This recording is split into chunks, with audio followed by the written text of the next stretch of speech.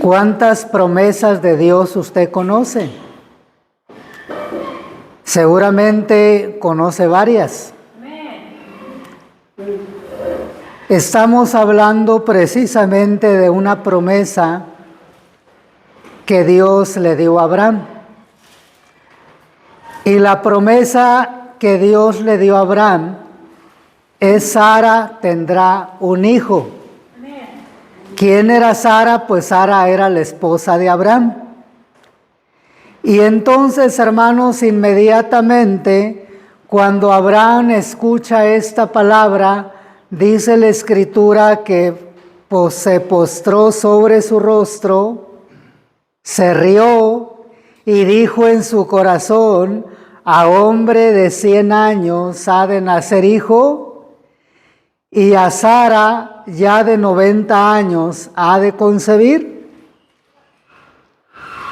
De tal manera que cuando nosotros pensamos, hermanos, en las promesas de Dios, inmediatamente pensamos también en los obstáculos que tenemos para alcanzarlas.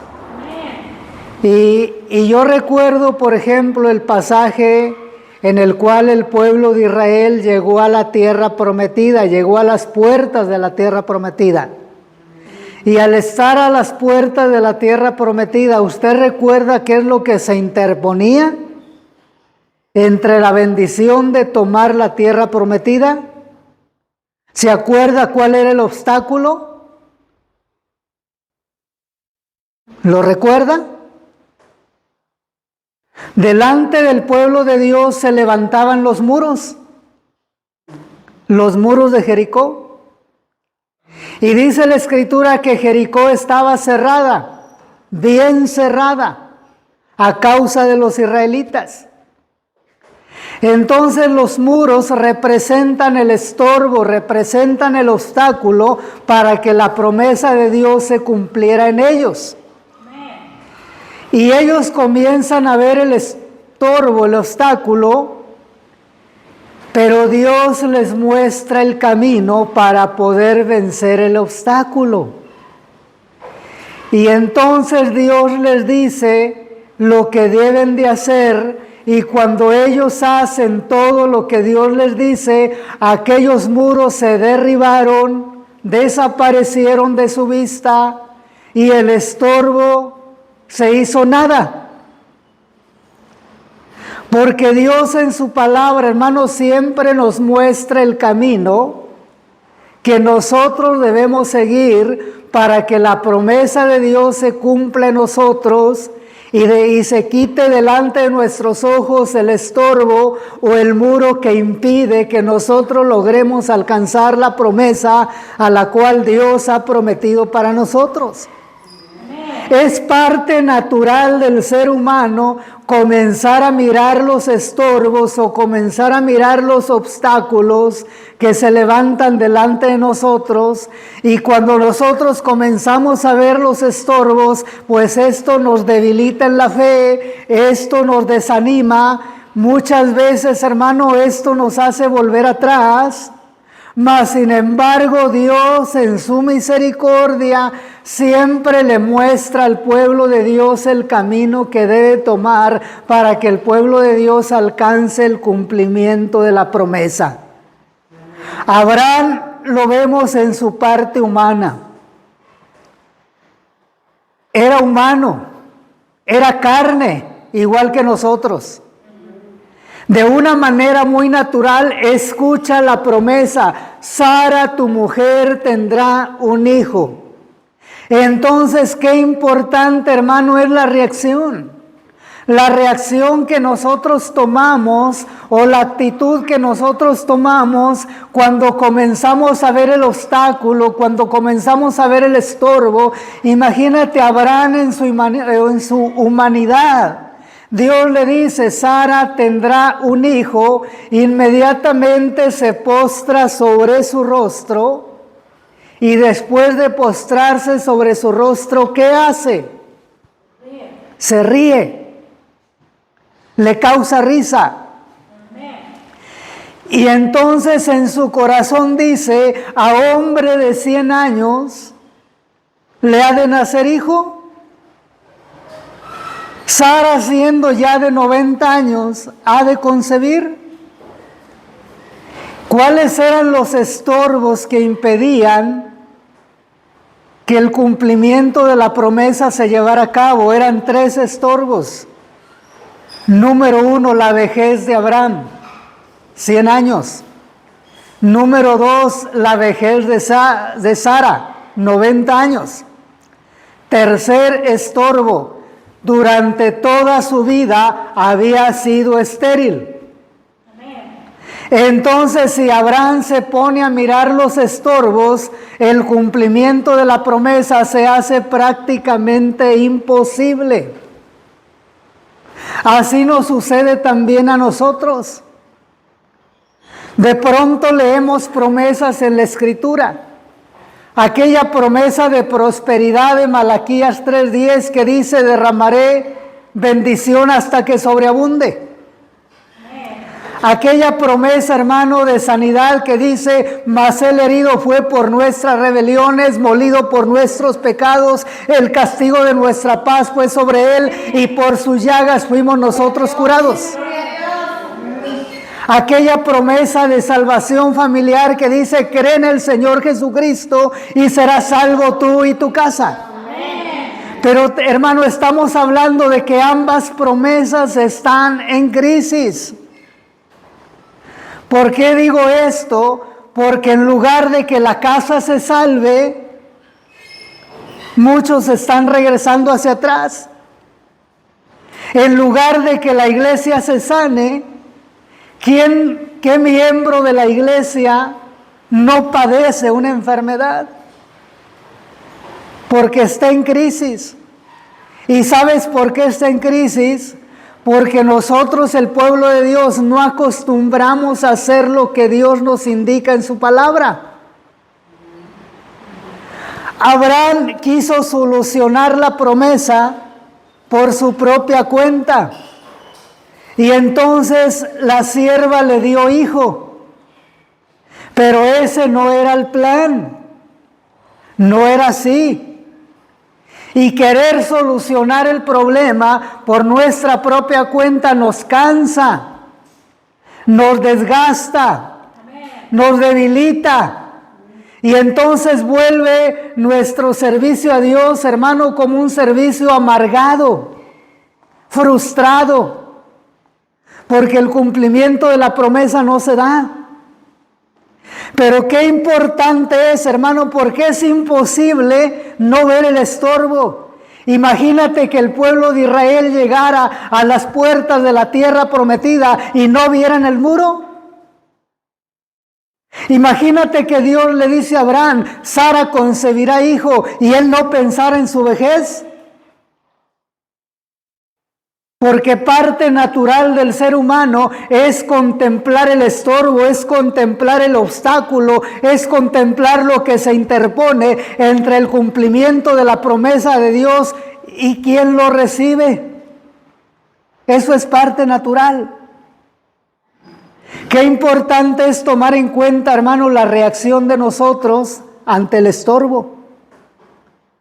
¿Cuál fue la reacción de Abraham? Mencionamos, número 1, postró su rostro. Número 2, le causó risa. Número 3, pensó en su corazón en los estorbos. Amén. Pero vamos a observar la reacción de Sara. Capítulo 18.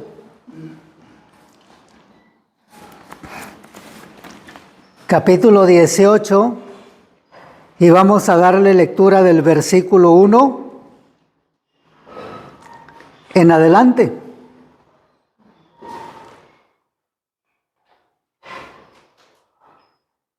Después le apareció Jehová en el encinar de Manré, estando él sentado a la puerta de su tienda en el calor del día, y alzó sus ojos y miró. He aquí 3 varones que estaban junto a él, y cuando los vio, salió corriendo de la puerta de su tienda a recibirlos, y se postró en tierra, y dijo: Señor, si ahora he hallado gracia en tus ojos, te ruego que no pases de tu siervo, que se traiga ahora un poco de agua y lavad vuestros pies y recostados bajo de un árbol. Y traeré un bocado de pan y sustentad vuestro corazón y después pasaréis, pues por eso habéis pasado cerca de vuestro siervo. Y ellos dijeron, haz así como has dicho.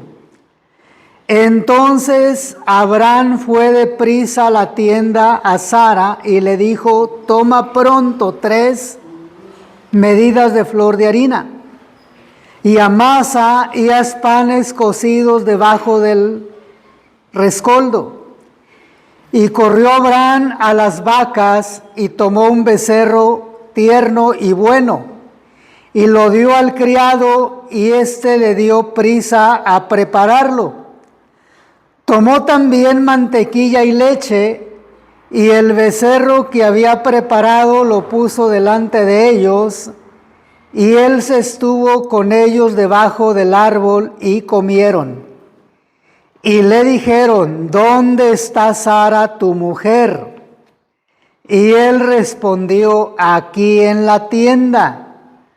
Entonces dijo, de cierto volveré a ti según el tiempo de la vida. He aquí que Sara, tu mujer, tendrá hijo. Y Sara escuchaba a la puerta de la tienda que estaba detrás de él. Y Abraham y Sara eran viejos de edad avanzada, y a Sara le había cesado la costumbre de las mujeres. Se rió, pues, Sara entre sí, diciendo, después que he envejecido, tendré deleite, siendo también mi señor ya viejo. Entonces Jehová dijo a Abraham, ¿por qué se ha reído Sara? Diciendo, ¿será cierto que he de dar a luz siendo ya vieja? ¿Hay para Dios alguna cosa difícil? Comparemos, hermano, por un momento la reacción de Sara con la reacción de Abraham. La palabra de Dios dice que Sara estaba escuchando atrás de la puerta. Como verá, esa costumbre es muy antigua, es muy vieja. Abraham, todo un caballero, le preguntan dónde está Sara. Y no dice, está oyendo aquí atrás de mí. No dice, está en la tienda. Pero Sara estaba oyendo atrás de la puerta y escucha la palabra que dice, Sara tendrá hijo. Y la reacción de ella es reírse y entonces pronunciar con sus labios, después que he envejecido, ¿tendré deleite? ¿He de concebir siendo ya vieja? ¿Cuál cree usted que es la diferencia entre la expresión de Abraham y la expresión de Sara? La palabra de Dios dice, hermano, que hay 2 tipos de risas. Risa de fe y de gozo, y risa incrédula y burlesca. Sara estaba escuchando a la puerta y entonces escucha la promesa y entonces de la misma manera se ríe y pronuncia con sus labios lo contrario a la promesa. La diferencia entre la actitud de Abraham y la actitud de Sara es la siguiente. Abraham se postró sobre su rostro y lo pensó en su corazón. y se rió. Sara lo expresó con sus labios y fue escuchada en el mundo espiritual. Abraham lo escuchó solamente Dios, porque Dios es el único que escudriña los corazones de los hombres y que conoce los corazones de los hombres. Sara se rió, hermano, de una manera burlesca, mas sin embargo Sara tenía una ventaja. La ventaja que tenía Sara era que estaba sometida totalmente a la autoridad de su marido. Y cuando Dios trató el detalle de Sara, no lo trató con Sara, sino que lo trató con Abraham. Amén. Y le dijo a Abraham, ¿por qué se ha reído Sara? Esa fue la gran diferencia. Allá en el Evangelio de San Mateo, hermanos, en su capítulo 9, si tú gustas ir al capítulo 9 del Evangelio según San Mateo, bendito sea el nombre de nuestro Dios. Gloria a Dios.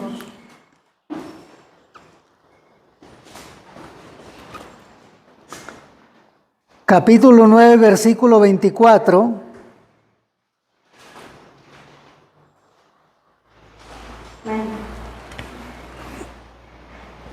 ¿Cómo dice la palabra del Señor? ¿Quieren leerlo fuerte?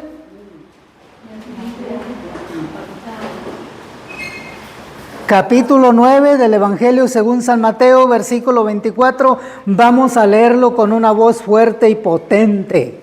Les dijo, apartaos porque la niña no está muerta, sino duerme. Y se burlaban de él. Y entonces la gente comienza a burlarse. Una risa de burla, una risa de incredulidad. Pero en el Salmo 126, versículo 2 dice, vamos a darle lectura también de manera fuerte.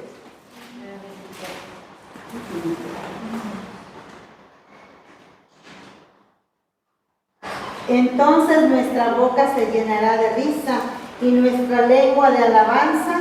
Entonces dirán entre las naciones, grandes cosas ha hecho Jehová. Esa es una risa de gozo, de fe.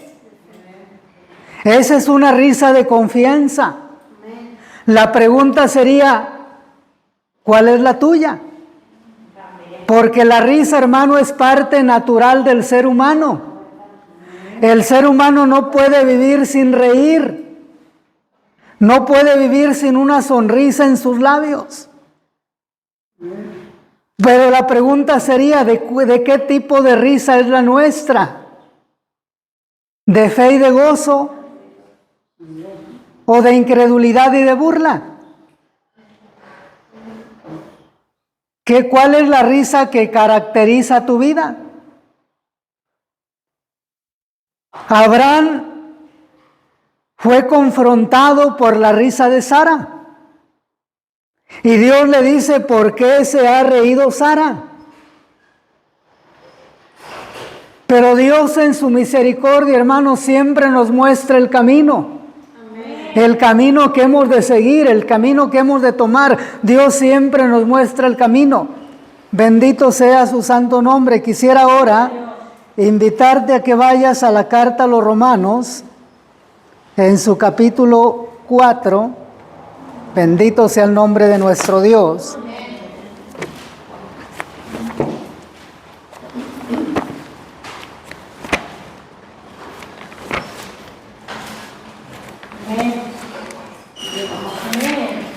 Carta a los Romanos, capítulo 4, y vamos a darle lectura del versículo 16 al versículo 21.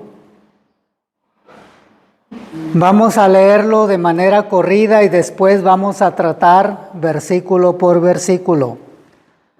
La palabra de Dios dice, por tanto es por fe, para que sea por gracia, a fin de que la promesa sea firme para toda su descendencia, no solamente para lo que es de la fe, sino también para los que es de la fe de Abraham, el cual es Padre de todos nosotros. Tomó, como está escrito, te he puesto por padre de muchas gentes, delante de Dios, a quien creyó, el cual da vida a los muertos y llama las cosas que no son como si fueran. Él creyó en esperanza contra esperanza, para llegar a ser padre de muchas gentes, conforme a lo que se le había dicho, así será tu descendencia. Y no se debilitó en la fe al considerar su cuerpo que estaba ya como muerto, siendo de casi 100 años, o la esterilidad de la matriz de Sara. Tampoco dudó por incredulidad de la promesa de Dios, sino que se fortaleció en fe, dando gloria a Dios, plenamente convencido de que era también poderoso para hacer todo lo que había prometido. Gloria a Dios. Para que una promesa de Dios sea firme en la vida de la iglesia o en la vida de un cristiano, el primer paso es la fe. Amén. La fe, hermanos, es indispensable. El versículo 16 nos dice que la fe hace firme la promesa. La fe hace firme la promesa. De tal manera que la promesa de Abraham fue firme por la fe de Abraham. Bendito sea su santo nombre. Mas, sin embargo, hermanos, muchas veces nosotros calificamos la fe de manera diferente a como la Biblia dice, y el versículo 18 nos indica cómo era la fe de Abraham. ¿Quieres darle lectura al versículo 18? Él creyó en esperanza contra esperanza. Hasta ahí. ¿Cómo creyó Abraham? En esperanza contra esperanza. ¿Cuál es el camino para que una promesa de Dios en nuestra vida, hermanos, se cumpla? El primer paso que hace firme la promesa es la fe. Pero la fe nosotros debemos ejercitarla, practicarla en esperanza contra esperanza.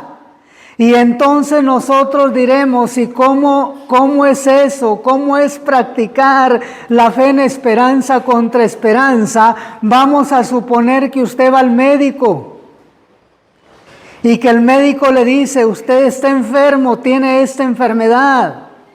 Y entonces el médico le da tratamiento. Y resulta que el tratamiento comienza a hacerle efecto y entonces comienza a curarse. Entonces usted tiene la esperanza de que va a ser sanado, que va a ser sano. Pero ese tipo de fe, cualquiera la tiene, ¿verdad?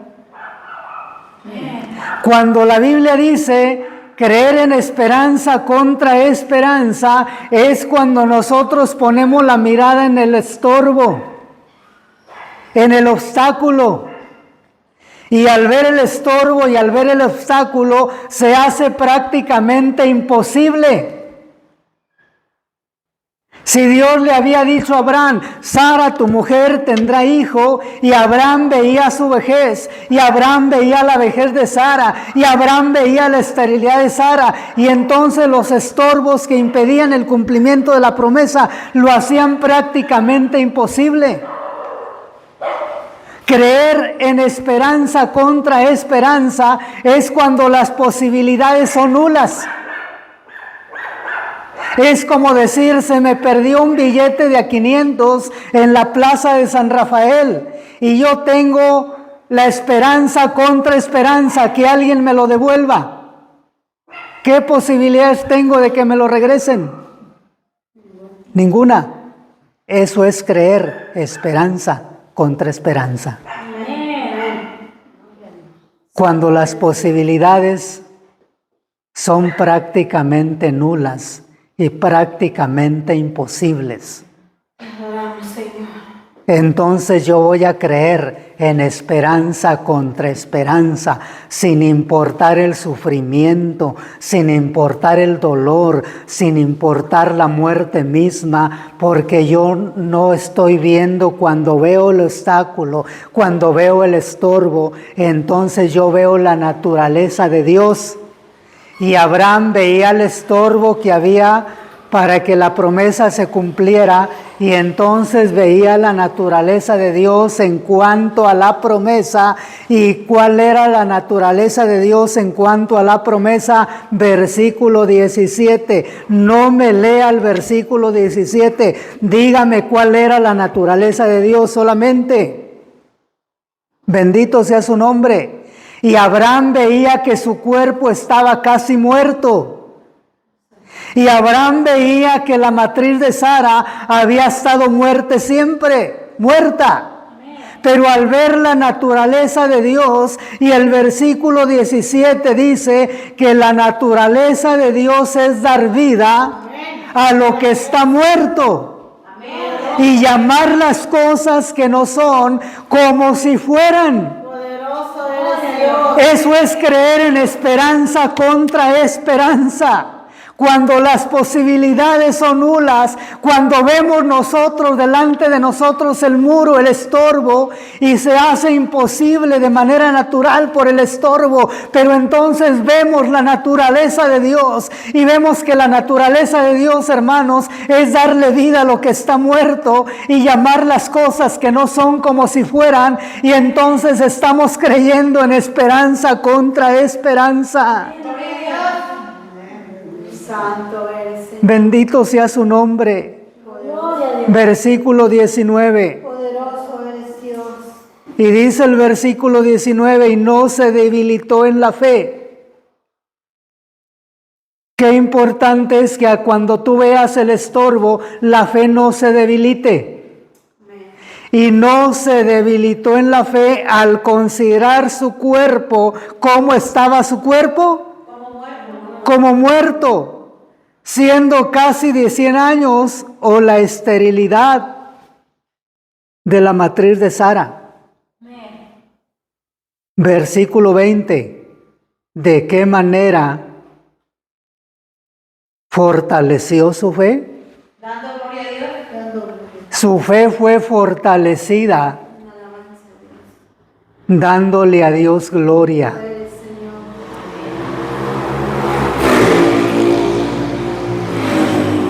¿Por qué crees que el enemigo hace lo siguiente? ¿Quieres ir al Salmo 142?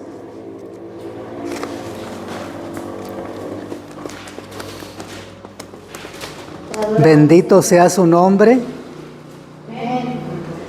Salmo 142, y vamos a darle lectura a lo que dice el versículo 7. Saca mi alma de la cárcel para que alabe tu nombre. Me rodearán los justos porque tú me serás propicio. Saca mi alma de la cárcel. ¿Por qué las personas, por qué en ocasiones batallamos para glorificar a Dios? ¿Qué hace el enemigo con nosotros? Nos encarcela, nos ata. ¿Y sabes por qué nos ata? Porque glorificar a Dios fortalece la fe. Y no solamente fortalece la fe, sino que también trae convicción. Versículo 21, plenamente convencido de que era también poderoso para hacer todo lo que había prometido.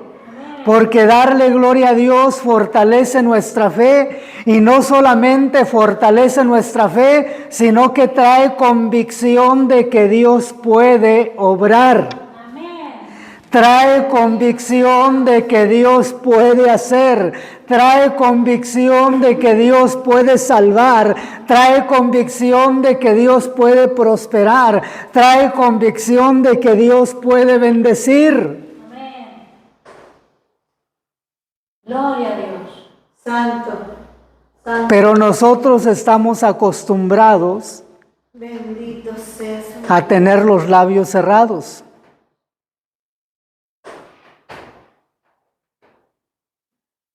Desafortunadamente, los abrimos para otras cosas negativas.